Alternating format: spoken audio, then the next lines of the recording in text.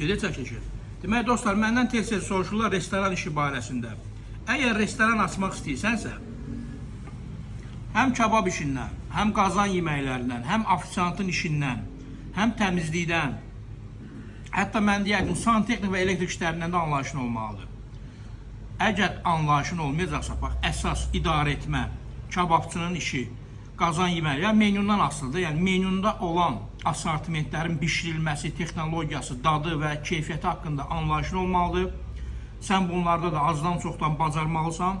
Əgər anlayışın olmazsa, sənin üçün yəni müştəri itkisi labüddür.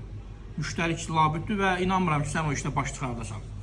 Demək, bizsə hal-hazırda Sumqayıtda bir məkanımız var. Bakıda ikincini açmışıq və üçüncünü də axtarırıq.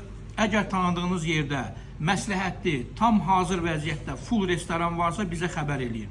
Gələk sizin məkanda da bir məkanımızı, bir filialımızı açaq. Hal-hazırda yer axtarırıq dostlar. Nömrəmiz səhifənin başlığında var, zənglərinizi gözləyirik.